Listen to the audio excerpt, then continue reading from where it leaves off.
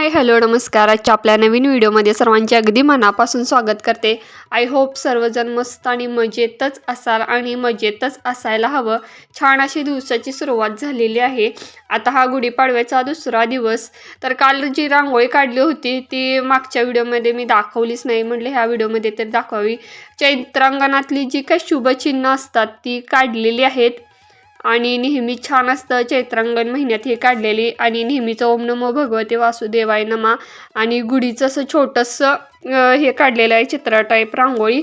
मला इतकी येत नाही पण आले ती छान आले, तितकीच पण छान वाटते, सोबर वाटते त्यामुळेच.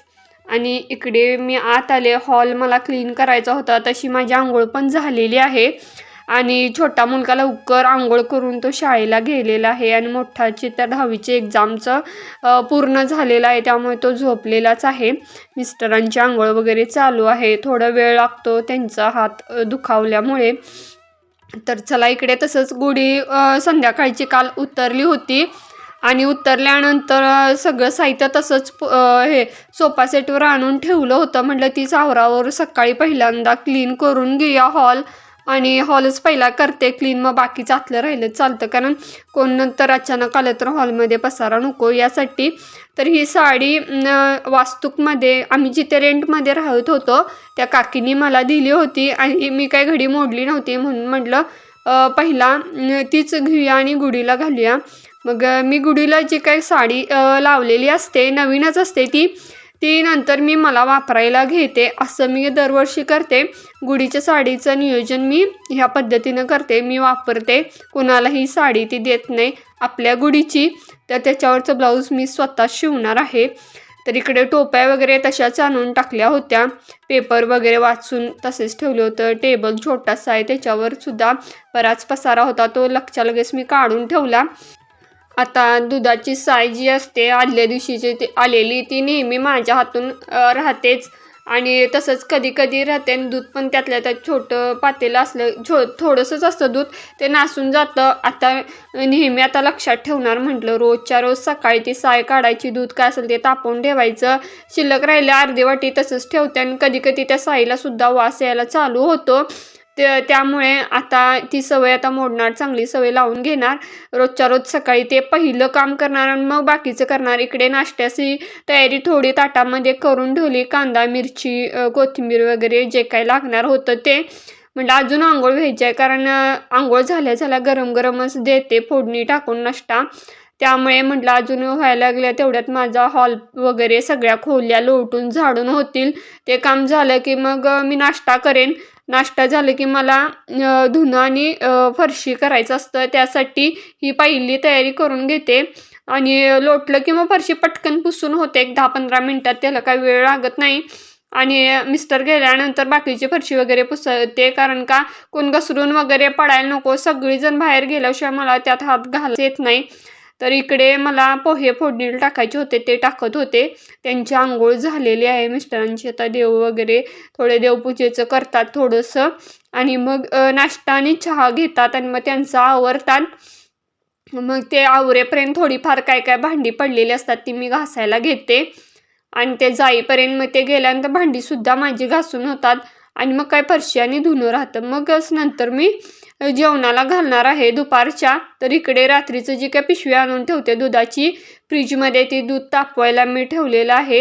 आणि सगळ्यांच्याच आवडीचे नेहमीप्रमाणे मी पोहे नाश्त्याला छान असे केलेले आहेत, गरम गरम, जेणेकरून सगळ्यांनाच आवडतील ह्यासाठी. आता इकडे कालची जी काही येळवण्याची आमटी शिल्लक राहिली होती तर आदनातला भात करतात त्या पद्धतीने मी इकडे दावत राईस असल्यामुळे मी त्याच्यातच तो भात म्हणजे तांदूळ धुवून घातलेला आहे आणि छान असा पुलाव आपला होईल. आणि इकडे मी कणिक मळलेली आहे आणि सोबतच कोबीचं का होता थोडा शिल्लक राहिला होता, तो मी बघा उकडूनच घेतलाय. गरम पाणी बराच वेळ उकळत असं ठेवलं होतं, उकडून घेतलं की छान त्याची टेस्ट येते. मी तसेच फोडणी टाकत होते.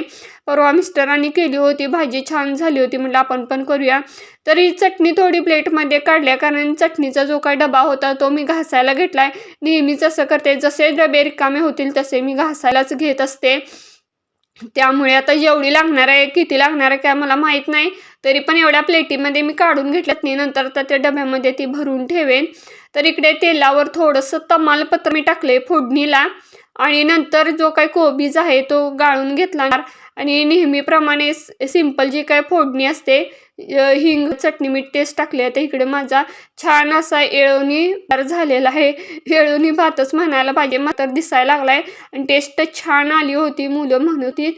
आणि इकडे डाळीची आमटी बेसिक आणि इकडे माझी जी काय ह्याची भाजी होती कोबीची ती सुद्धा छान अशी झालेली आहे. सोबतच छोटा मुलगा लगेच आला, म्हणाला ग वाढ वाढ. मग म्हटलं गरम गरम खा म्हणून त्याला चपात्या मी बनवून देत होते.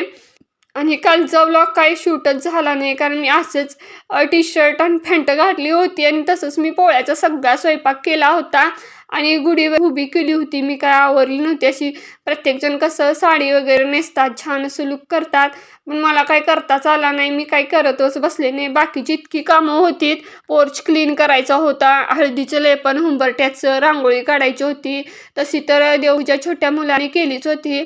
आणि गुढीची तयारी काय मिस्टरांनी केली होती, माळ मिस्टरांनीच केली होती. गाठी वगैरे आणल्या आणि सकाळी जाऊन जे काही लिंबाचे ढाळे असतात ते घेऊन आले होते. धुतली त्यांनीच.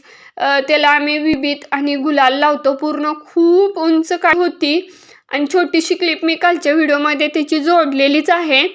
आणि छान अशी पूजा केली. पूजेला आम्हाला वेळ लागतो, विडे वगैरे कळस वगैरे पूजायचे असतात. मग व्हिडिओ शूटिंग कोण घेणार, मुलं नाही नाही म्हणतात, मग कोण धरणार. आणि मिस्टरांना कधी कधी आवडत नाही, पहिला करून घ्या आणि मग फोटो काढत बसा, असं होतंय. मग काय नियोजन केलं नव्हतं. पहिला म्हटलं पोळ्यांचा स्वयंपाक कालच्या व्हिडिओमध्ये दाखवलेच आहे. एकटीनेच सगळे आयटम मी केले होते भरपूर. त्यात त्यांचा उपवास होता, शाबूसुद्धा केलता. आणि पोळ्यांच्या स्वयंपाकाला एक नाही भरपूर लागतं, 2.5 ते 3 तास त्यामध्ये माझे गेले होते. भांडी भरपूर पडत होती, पडतील तशी घासली आणि दुपारनंतर मी धुणं आणि फरशी घेतली होती. त्यामुळे दिवस कुठच्या कुठे कालचा गेलेला काही समजलाच नाही. आणि इकडे बघा आत्ता भाजी भात चपाती असं दुपारच्या जेवणाचा बेत होता. तशी तर आमटी केल्या, आमटीची काही गरज नाही, भातच बास होईल. आणि इकडे आपले कात्रीचं इकडे चालू आहे. तर अशा पद्धतीने इकडे दुपारची टायमिंग झालेलीच काही कळत नाही. जेवून झालं आणि इकडे वरून जी काही कपडे आणली होती त्याच्या घड्या मारून घेतल्या आणि ह्या घड्या घातल्यानंतर मी जी काही कपडे आहेत ते आता वरती घालून येईन. तर सोबतच काल आता काय मिस्टरांनी वर काढायला गेलते तो बॉक्समध्ये, ते काय मला माहीत नाही, पण त्याच्यामध्ये असे लग्नात मिळालेले कुशन कवर आणि त्याचा हे पण आहे, म्हणजे काय बेड कवर सुद्धा असाच आहे, सेम टू सेम, म्हणजे मॅचिंग. आणि हा आमच्या लग्नामध्ये मम्मीच्या मैत्रिणीने पुण्यासून पाठवला होता गिफ्ट म्हणून. तर तो आत्ता काढला कारण का आता त्यांनी काढल्यात आणि त्याच्यावरती अशी बुरशी धरल्यासारखं काय व्हायला लागले, म्हणजे काळे डाग पडायला लागले. ते समजेना. म्हटलं आता वापरायलाच काढूया, ठेवून मात्र होण्यापेक्षा वापरूनच काढूया. आणि हा काल ड्रेस मी घातला होता, म्हणजे परवा दिवशी घातला होता, बड्डेच्या दिवशी. तो मी लगेच धुवून ठेवला, कारण हॉटेलला गेलो होतो जेवायला. असं काही जास्त मोठा वगैरे काय करत नाही, घरातच केक कापला. मी हॉटेलला सिंपल असं जेवायला गेलो आणि आलो तेव्हा घातला होता ड्रेस. म्हटलं आता ह्याची घडी वगैरे घालून ठेवा, जेव्हा लागेल तेव्हा घालूया. तशा पद्धतीने घड्या वगैरे माझं सगळं दुपारचं आवरलेलं आहे. सोबतच आता जेवलेलं आहे. किचन कट्टा वगैरे क्लीन करायचं राहिले आणि फरशी वगैरे पुसायची, म्हणजे स्वयंपाकघरातले आम्ही जेवलोय त्यामुळे तिथे फरशी पुसायची वगैरे हीच कामं राहिलेली आहेत. आणि वरती धुणं सुद्धा टाकायचं आहे. तर पहिला म्हटलं कवर घालून घेऊया, नाही तर राहिलं की हे राहणारच. मागच्या वेळेला पण असं धुतले आणि ठेवले असं ते कवर व्हायला लागल्यात, तसं व्हायला नको म्हटलं. आणि पहिल्यांदा कवर घालूया म्हणजे वापरायलाच येणार म्हटलं. आणि राहिलं तर अजून 2 उशी आहेत, त्याला बघ मॅचिंगचं असं शिवायचं असं डोक्यात आहे. तर मुलगा एक झोपला होता, त्याला उठवला, उठ बाबा म्हटलं आणि त्याला घालते म्हटलं, नंतर घे डोक्याखाली म्हणून त्याच्याकडून काढून घेतली उशी. माझ्या असं 2 उशांना कवर सुद्धा घालून झालेत आणि खूप सुंदर दिसत होत्या. बरेच वर्षानंतर असा छान उशीला लुक आलेला पाहून मला पण छान वाटलं. इकडे माझं वरती धुणं वगैरे वाळत टाकलेलं आहे बघा, आत्ताच टाकलं मी. आणि दुपारच झाली, आता जेवून झाल्यानंतर टाकलंय. बाहेरचा व्ह्यू आजचा असा आहे, खूप सुंदर.